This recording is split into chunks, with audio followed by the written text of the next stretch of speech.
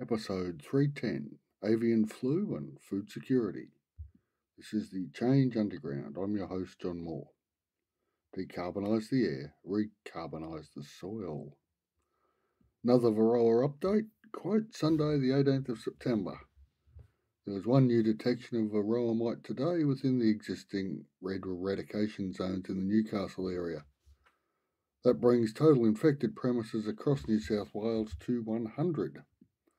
A beekeeper called in the result after completing surveillance at home.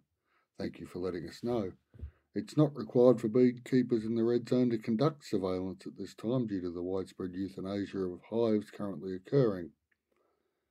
If you do conduct a surveillance and find Varroa mite, it is a requirement under the emergency order to report it to the New South Wales Department of Primary Industry.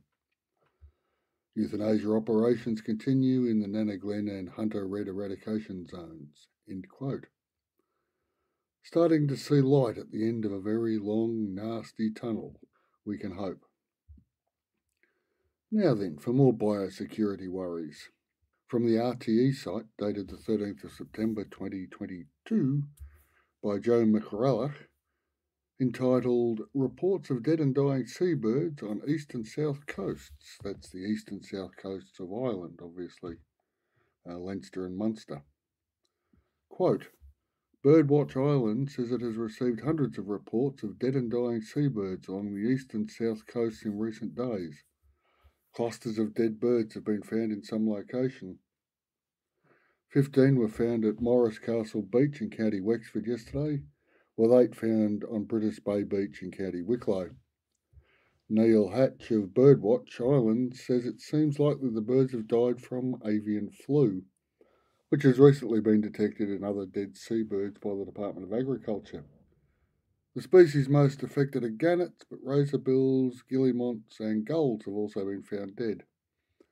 In recent months, bird flu has devastated some seabird colonies in the UK and has also been detected in many European countries. End quote. This causes something of a conundrum. The best defence against avian flu for agricultural fowls is to house them. The best animal welfare protocols would call for free-range birds. Somewhere in the middle lies our path to continued food production and animal welfare. The danger is a wild population carrying the infection and defecating upon free-range fowls. With a highly transmissible strain, a few super-spreading events could shut the sector down, including backyard flocks. The other problem with avian flu is its ability from time to time to jump from birds to humans and then to develop human-to-human infection capabilities. This is what happened in 1918 with the incorrectly named Spanish flu. We know what to do in a pandemic. Getting enough of the population to do it can be a problem, even before political interference in the science. The 1918 outbreak was a mutation of the H1N1 strain. The current outbreak of avian flu in mostly seabirds is the H5N1 strain. This strain was first identified in 2005 in China and Hong Kong. The usual route people in close proximity to livestock allowing interspecies transmission, or zoonotic transmissions as it's called, seems to be the original source. There doesn't appear to be much person-to-person transmission, if any, with this strain at the moment. The problem, though, is not just the zoonotic impacts, but the food supply issues. The average worldwide chicken meat consumption has risen from 9 kilos per annum to 14.5 per annum since the year 2000. So chicken plays a big role in a lot of people's diets. If the virus gets into the food supply systems, into the factory farming sector in particular, there's going to be a large number of hungry people than there are now. I remember a Newcastle disease outbreak on the central coast of New South Wales back in the 90s. I was travelling through the area before I realised where I was. We were stopped at a police biosecurity checkpoint, quizzed as to any live or dead poultry on board. No, we didn't have any. And then any cooked poultry meat was the next question. Again, no, but it could have been confiscated. If we'd had live or deceased birds on board, a court case, fine and possible jail term awaited. This was a small outbreak, but in an area known for supplying much of Greater Sydney's chooks and eggs. The price had both spiked a bit, but dropped back to normal fairly quickly. The thing that I remember most from that day was the smell of burning chicken carcasses in huge open pits, getting rid of everything they could to stamp out this Newcastle disease.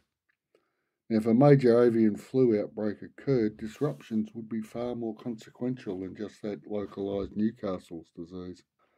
As I said, the middle path might be keeping our birds indoors for a month or so and using footbaths and other biosecurity tools until the outbreak has been controlled.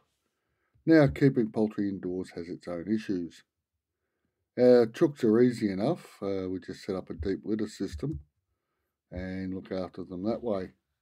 The ducks, though, would be a very different matter, and maybe a cull might be required. I would hope not, but they're very poorly suited to shedding. It's just particularly cruel. And this is especially so as numbers increase and you need more space.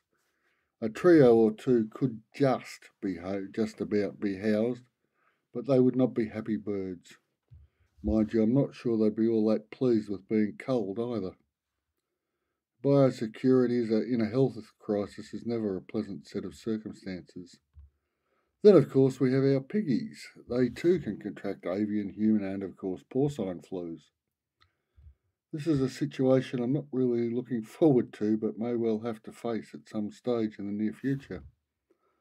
So far, the world has been lucky, very lucky, up to a point, obviously. Outbreaks are usually confined, and if you're in the outbreak area, it's never good. Flocks are euthanised before they become epidemics or pandemics. But as we know, it only takes minor breaches in biosecurity and a good dose of human error for things to get out of hand very quickly. So the final sentence from that article quoted above sums up the situation succinctly. Quote, "Poultry owners and keepers of captive birds are being urged to maintain the highest biosecurity standards to protect their flocks." End quote. Stay vigilant, listeners. Long dormant pathogens and more frequent ones too are raising their ugly head. Despite all the challenges, we can, and indeed we must, decarbonise the air, recarbonise the soil. Thanks for listening. I'll be back next week.